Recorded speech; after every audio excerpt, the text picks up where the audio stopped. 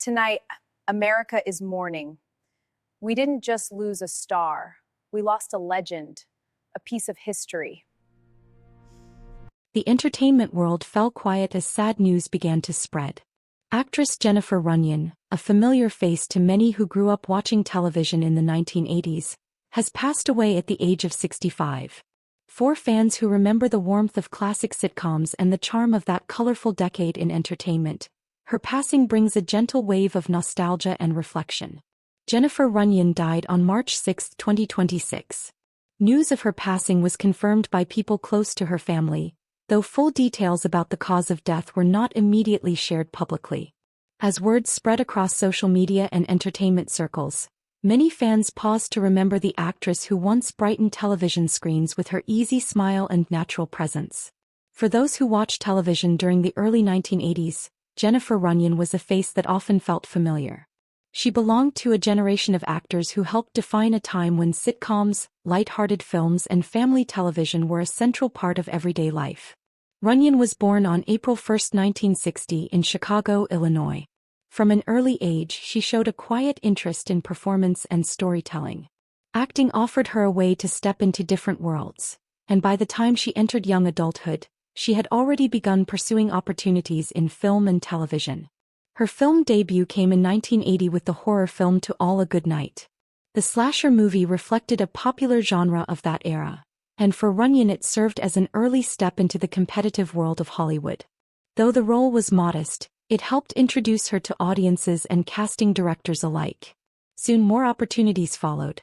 In 1984 she appeared in the comedy Up the Creek, where her performance added to the playful energy of the film.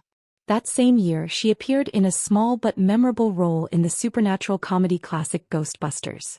The film would go on to become one of the most beloved movies of the decade, and even a brief appearance placed Runyon within a cultural moment that audiences still celebrate today. But it was television that would bring her the most recognition. In 1984, Jennifer Runyon took on a lead role in the sitcom Charles in Charge. During its first season she played Gwendolyn Pierce, a character who brought both humor and warmth to the series. The show followed a college student working as a live-in caretaker for a busy family, and it quickly became part of the television landscape of the decade. For many viewers, Runyon's presence on the show captured the friendly and relaxed style of television during that era. She was not flashy or dramatic. Instead, she brought a natural charm that made her characters feel real and approachable. One television historian later reflected on her work, saying, "Jennifer Runyon had the kind of presence that made audiences feel comfortable. She fit perfectly into the rhythm of 1980s television." Her career continued with a variety of television appearances, but another memorable moment came in 1988 when she portrayed Cindy Brady in the reunion television film A Very Brady Christmas. The film reunited many members of the original Brady family cast and became a nostalgic event for fans who had grown up watching the famous television family. Taking on the role of Cindy Brady connected Runyon to one of the most recognized television franchises in American history. For audiences who watched the film during the holiday season, it was a comforting reminder of television's ability to bring generations together. As the years passed, Runyon gradually stepped away from the spotlight. Like many actors of her era, she moved toward a quieter life outside the constant pace of Hollywood. Yet for fans of classic television and film, her performances remained a small but meaningful part of the cultural memories of the 1980s. Following the announcement of her death, tributes began appearing online from fans who remembered her work. One longtime viewer wrote on social media, "Jennifer Runyon was part of the shows I watched after school in the 80s. Seeing her on screen always felt warm and familiar. Rest in peace." Another tribute simply read, "The 1980s had a special kind of television charm, and Jennifer Runyon was part of that feeling." Even colleagues who crossed paths with her during those early years remembered her kindness. A former television crew member shared a short message saying, "She was always kind to everyone on set. The kind of person who treated people with respect." In many ways, Jennifer Runyon's career reflects a different time in entertainment. It was a time when television shows gathered families around living room screens, and actors became quiet companions in people's daily routines. She may not have sought the spotlight of constant fame, yet her work found its place in the memories of viewers who still remember the laughter, the characters, and the simple storytelling of that decade. And that is often the quiet power of actors like Jennifer Runyon. They become part of the background of people's lives. A familiar face during an evening sitcom. A character in a movie watched with friends. A moment of laughter or comfort on a television screen. Now with her passing, those moments carry a deeper meaning. Jennifer Runyon leaves behind a legacy tied to one of the most colorful eras in television and film. Her roles may have been gentle and understated, but they helped shape the atmosphere of entertainment that defined the 1980s. For fans who remember those years, her presence will remain part of the memories of that time. And though the screen may grow quiet, the characters she helped bring to life will continue to live on. In old television reruns, in classic movie scenes, and in the shared nostalgia of an era that will never quite fade away. The music world grew quiet as word slowly spread across fans and fellow artists. Singer and songwriter country Joe McDonald, a powerful voice of the 1960s protest movement, has passed away. For many who remember the turbulent years of the Vietnam War era, his songs were more than music. They were messages of resistance, reflection, and hope. Country Joe McDonald died in early March 2026, leaving behind a legacy deeply tied to one of the most dramatic periods in modern American history. News of his passing brought an outpouring of memories from fans who had once gathered in parks, concert halls, and college campuses to hear his voice rise above the crowd. For them, his music was not just entertainment. It was a soundtrack for change. Joseph Allen McDonald was born on January 1, 1942 in Washington, D.C. and grew up in California. As a young man, he came of age during a time when the United States was facing deep political and social divisions. Questions about war, justice, and the direction of the country were everywhere. Music soon became his way of responding to those questions. In the mid-1960s, McDonald helped form the psychedelic folk rock band Country Joe and the Fish. The group quickly became known for blending experimental sounds with bold political messages. Their songs spoke openly about war, government power, and the voices of young people who wanted change. At a time when many artists avoided political topics, McDonald leaned directly into them. Their music soon found a strong following among young listeners who were searching for artists willing to speak honestly about the world around them. Concerts became gatherings of both music and message, where songs carried the feelings of a generation questioning the path of the Vietnam War. One moment in particular would define his place in music history. In 1969, McDonald performed at the legendary Woodstock Festival, one of the most famous music events ever held. Standing before a massive crowd, he delivered his now historic anti-war performance that captured the mood of the time. The crowd joined him loudly, turning the moment into one of the most remembered protest performances in rock history. For many historians, that moment represented more than a concert. It showed how music could become a voice for public feeling during a time of national uncertainty. Over the years, McDonald continued to perform and record music, both with his band and as a solo artist. His work moved through folk, rock, and acoustic styles, but the message often remained the same.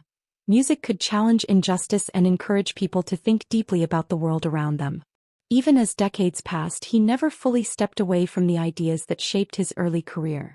He continued to perform at festivals, speak about peace, and share stories about the era that defined him. For younger audiences, he became not only a performer but also a living connection to a powerful chapter in cultural history. Following news of his death, tributes quickly appeared across social media and music communities. One longtime fan wrote, "Country Joe McDonald helped give a voice to people who felt unheard during the Vietnam War. His songs carried courage." Another tribute from a fellow musician shared a similar message. He reminded the world that music can speak truth when words alone are not enough. A music historian also reflected on his influence, writing, "Country Joe McDonald was part of a generation of artists who believed songs could help shape history. And sometimes they did." Through all the noise and emotion of the 1960s, his music captured a spirit that many people still remember clearly today. It was the spirit of questioning authority. The spirit of gathering together in music and protest. And the belief that art could become a tool for peace. Yet beyond the political messages, those who met McDonald often remembered his personal warmth and humor. Friends described him as thoughtful and reflective, someone who understood both the seriousness of his work and the power of music to bring people together. In later years, he often spoke about how the 1960s had shaped his life.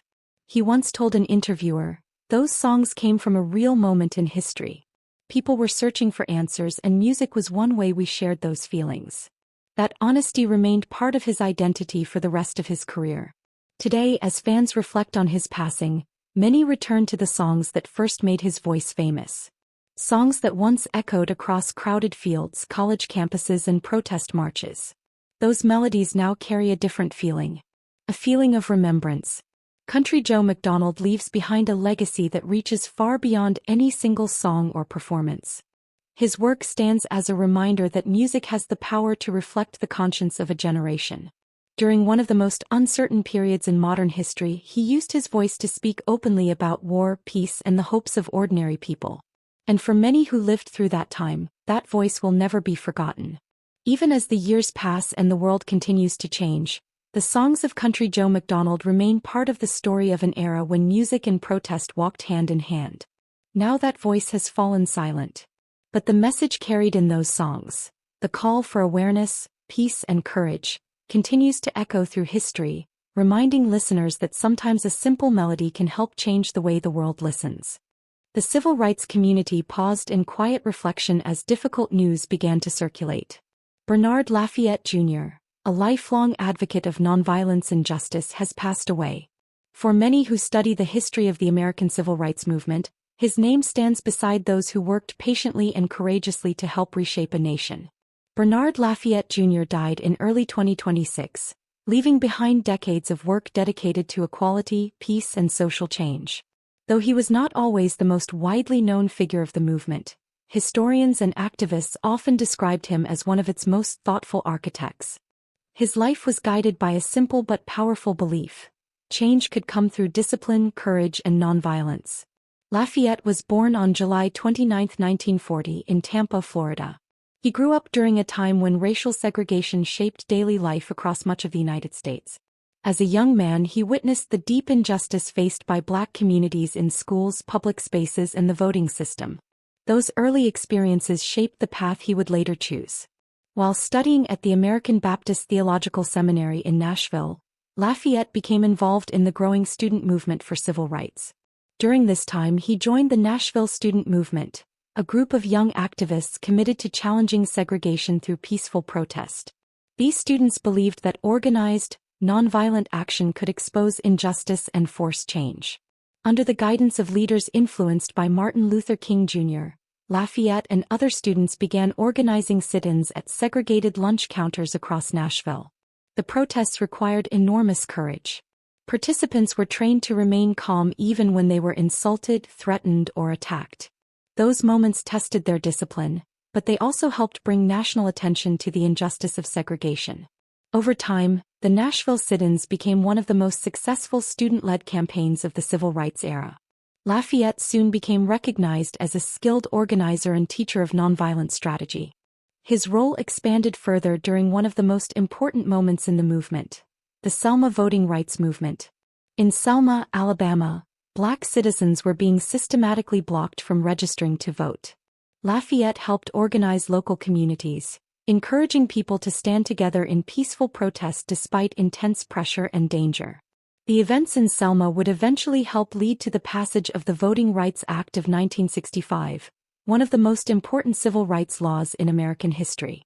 Although many figures contributed to that victory, Lafayette's work behind the scenes helped build the structure and discipline that made the movement effective. Colleagues often described him as thoughtful and steady, someone who believed deeply in the long-term power of education and peaceful resistance. Civil rights historian Claiborne Carson once wrote, "Bernard Lafayette understood that nonviolence was not weakness. It was strategy, discipline, and moral courage." After the major victories of the 1960s, Lafayette continued his work in a different way. Rather than stepping away from activism, he began focusing on education. He traveled widely, teaching the philosophy of nonviolence to students, community leaders, and organizations around the world.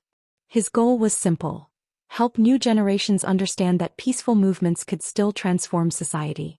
One of his former students later shared a tribute online, writing, "Dr. Lafayette taught us that real courage means staying peaceful even when the world is not."